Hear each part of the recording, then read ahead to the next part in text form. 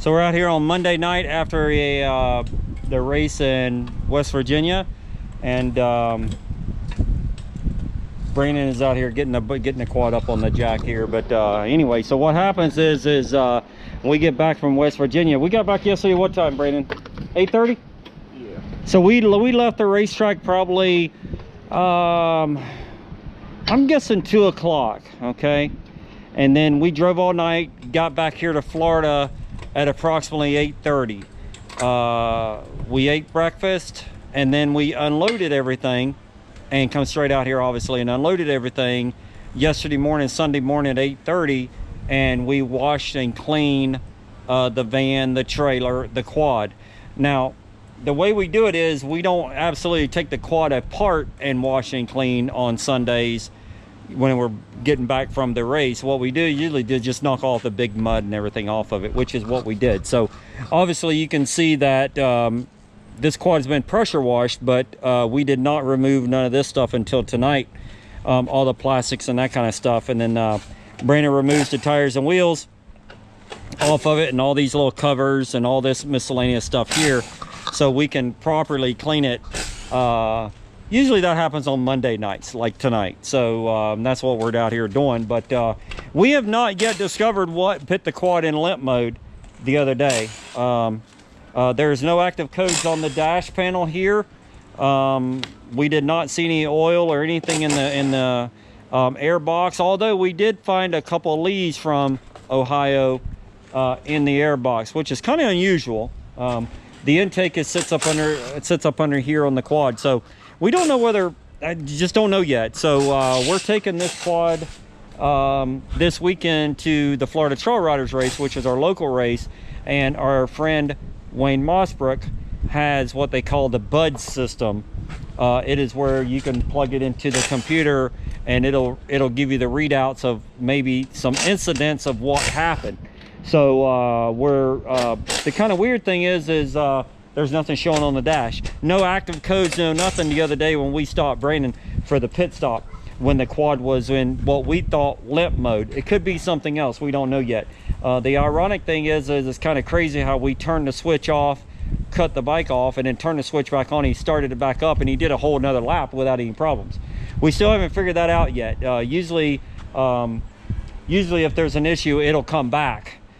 In the race it did not. The bike ran flawless for Brandon on the last lap, is what he's told us. So we still haven't figured out the reason why that it did that yet, and it's actually making us scratch our heads and making us worry a little bit. So our friend Wayne Mossbrook, we're going to put it on the computer this Saturday at the Florida Trail Riders. Now he's racing the 1000 that's inside the shop there, not this one. This one will be racing in Indiana, more than likely. Really just sucks we haven't found the issue yet. Normally we can find the issue pretty quick, but can't seem to figure this one out, so a little bit worried, and hopefully we can find it out this weekend or even before this weekend.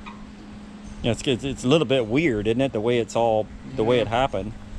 So we'll see. Brandon, can you explain to us exactly what happened during the race and how it exactly happened? You were leading Cody Collier in the 4x4 Pro class and leading the overall. I need you to get over here. You was leading in the overall, and essentially the quad just went into what we thought was a limp mode, but it turns out it may not be a limp mode. It could be possibly potentially something else. Yeah, we're gonna check some wiring and stuff, but what happened was yeah, I was leading, Cody was right behind me, and so we went into this like little mud section here, and obviously there's quite a few mud sections up there, but this one specifically, there was a guy stuck right there in the middle of it, and we're following a lapper through it. He hit that guy's front tires, slung up mud everywhere, but nothing that we're not used to, and sort of helped him, pushed him out a little bit, and then for some reason the bike just started spitting. It didn't have really it wouldn't go up high up in RPMs.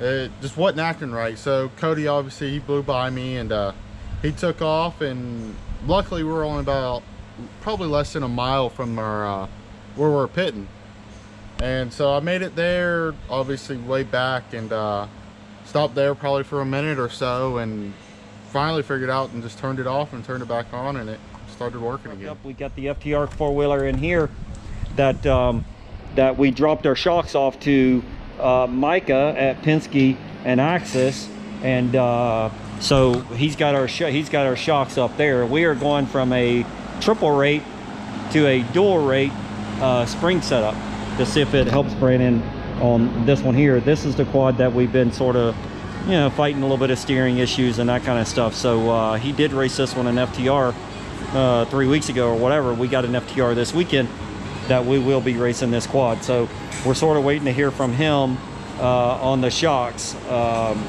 Not sure if we're going to have them for this weekend or not. If not, then we've got some other shocks that we can put on this particular four-wheeler so we could race it this weekend.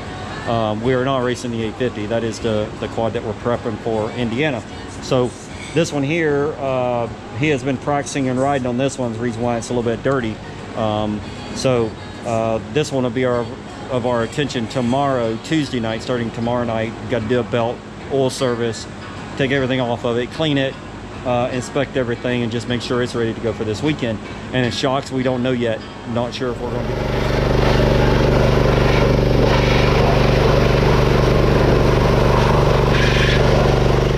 Sitting out here with Brandon, and he sprayed degreaser all over the four-wheeler just to pressure wash it off after the mud the other day, and it did it again here, the same thing that it was doing at the races.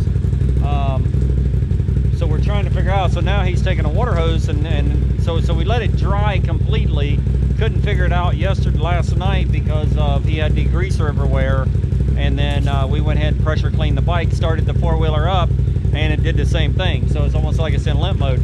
So we wanted to wait until it completely dried today to get home tonight. This is Tuesday night, and we originally took a water spray bottle and tried to spray in all the connections in the coil area, the spark plug boot area, that kind of stuff, to see if it would go and do what it was doing at the track.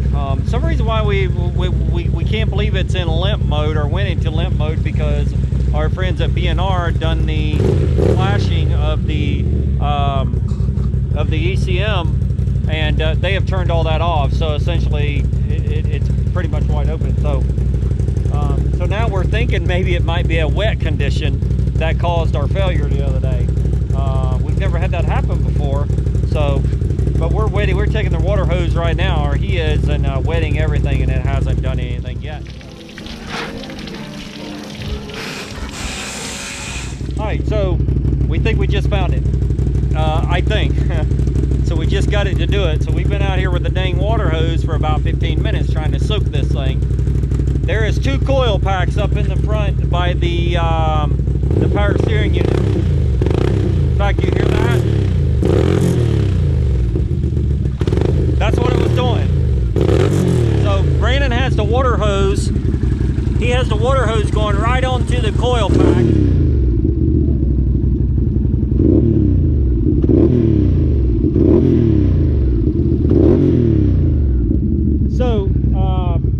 So what we got to do is we're gonna take this thing all apart, and doing it right now. Yeah. So what happens is it misfires, and that's exactly what it was doing the other day at the races. All right. So we brought the Can-Am Renegade from outside inside, and we think we've narrowed it down to our problem. And this little jewel right here is a sort of like a spark plug boot. Sort of like a spark plug boot. This goes on the coil, and what's happening is whenever we was spraying water in this general area right here, it was grounding itself out. Only on one side is what we think is happening, and which was causing the quad only to run on one cylinder. This is a 2-cylinder four-wheeler, and we think it was only running on one cylinder because as soon as we would wet the area but then move this one almost like we were pushing it side to side, it would allow water to get in there. But this is where it attaches here. I'm not sure if you guys are going to be able to see this, but this is where it attaches. This boot here slides onto that, and this is where we think our water was coming from, because this only goes in that deep. And then this end actually goes onto the coil that's up into there. But where we think our problem is we think we was getting water inside there, because this only goes in that deep, and we would take this wire and pull it sideways like that, and it'd allow water to get in there.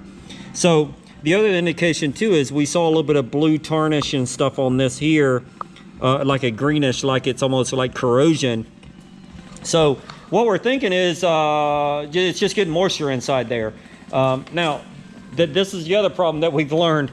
Maybe our fault for not dielectric greasing all this and sealing all this up stuff, but this is obviously the first time this has ever happened to Brandon and I. So, and it was very costly, and we're still butthurt about that. The other lesson we've learned is we're going to go through this whole four-wheeler front to back, and we're going to dielectric grease and silicone in places that you would never imagine water would get. So, but this did happen the other day, Brandon, when you went through a creek crossing of sort. There was like a little mud area that had some water in it, and it's exactly what happened. It makes sense.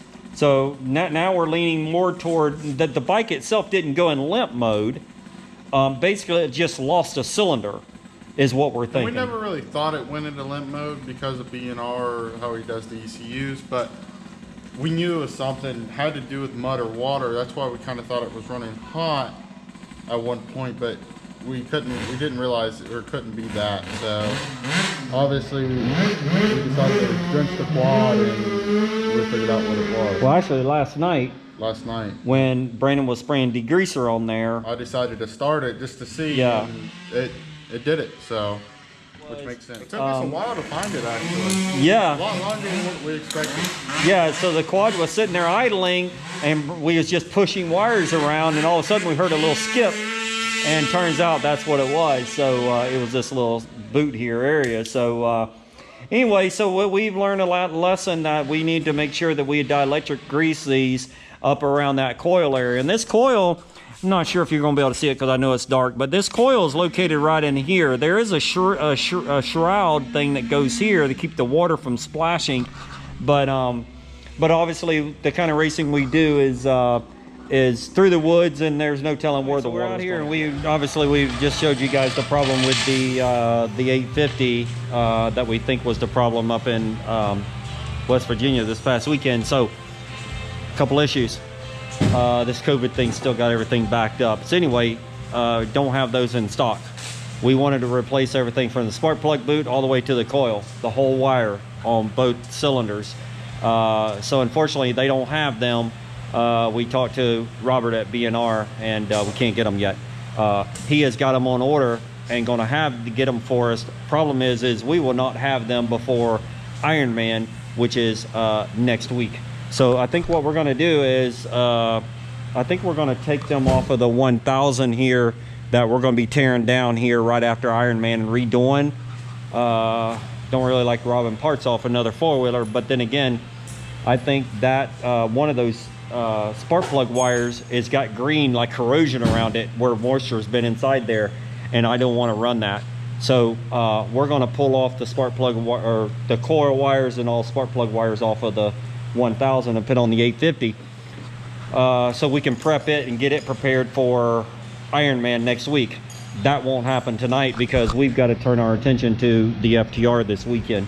So at least we got figured out what the problem was and what we're going to do. So next week video will be prepping the 850, getting the wires off there and prepping the 850 to go. So but anyway, just wanted to give you guys an update of where we're at, and I was hoping to give you a video of us putting the wires on and dielectric grease and everything and all that, but it's not going to happen tonight, so that'll happen next week. But anyway, I want to thank you guys for always watching, and like, comment, and share our videos, and it's really important to us, and we're enjoying it. So we just appreciate you guys watching. So we'll catch you at the FTR round.